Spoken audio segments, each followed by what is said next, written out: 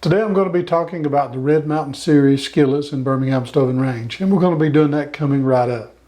Before we get started, I just want to say thank you to everyone that's purchased my product, Easy Beezy Cast Iron Seasoning. The purchase of this product helps keep this channel going, and I just want to say thank you so very much.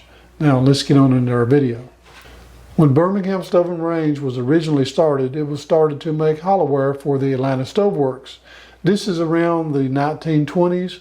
And the Red Mountain series officially started in 1930 and ran all the way up until the 1950s. And when they filed the trademark, they stated that they had been using that name since 1922. We're just going to run through really quickly of the series Red Mountain skillets. So here we go. Number 3, this one has a hand-scribed number and it has the large pour spouts. Number 4, the one that's kind of hard to find because they didn't make very many of them. And it also has the large pour spouts. Number 5, this one has a mold mark, large pour spouts, and a little bit of sand shift. Number 6, this one is a hand scribed piece and an underline. The pour spouts don't seem quite as large. Number 7, this one here has a mold mark. It is a P. You will find all kinds of mold marks. The pour spouts are not as large, and we start to see a little bit of a rim on this particular one. This one is probably on up in the 40s. Not to mention it doesn't have a hand scribed. It's more of a straightforward scribing on that one. Here is a odd one. This is a number 8.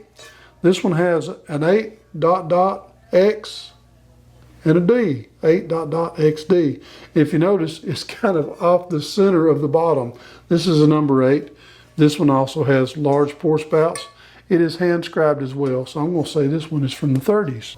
Number 9, another piece that's hard to find. Now this one right here is a hand scribed number 9, underlined, has the large pour spouts. Kind of hard to find. Not as hard to find as the 4. Now the 6 is kind of hard to find as well, but the 4 is really hard to find. Number 10, not what you'd call hard to find, but not as available as the other pieces. And this one here has a straightforward mark. It is probably a newer one. I would say this one here will be probably in the 40s. Okay, things change a little bit when we get to the number 12. Now the number 12 and the 14 has a helper handle, if you call it much of a helper. It's kind of small, but it does help because it is heavy. Also has a hole in it, so you can hang it either by the helper handle hole or the handle hole.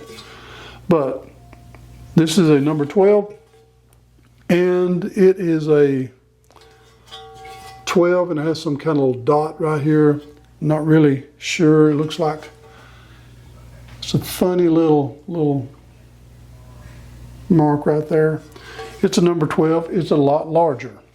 And we're still, all along, we've been having this really sharp ridge on the handles. And the big one, this is a 14. Now this one has a helper handle just like the 12. It's a big piece, and we also see a mold mark right here. One thing I do notice, on the Red Mountain, the 14s, for some reason you don't see a prominent ridge like you do on the smaller pieces. Now on the Century series you do, but for some reason the Red Mountains don't seem to be as prominent. So that is the whole series. We have a 3, 4, 5, 6, 7, 8, 9, 10, 12, and 14. And that's it. There was an S series, and we're going to do a video on them as well, but that'll be for another video. This video is kind of short, but I hope that you've enjoyed it. And if you have, please don't forget to subscribe, hit the notification bell, and I promise I'll keep more coming. And I just want to say thank you again for watching Cast Iron Cookware. Before you go, I would like to share something with you really quickly.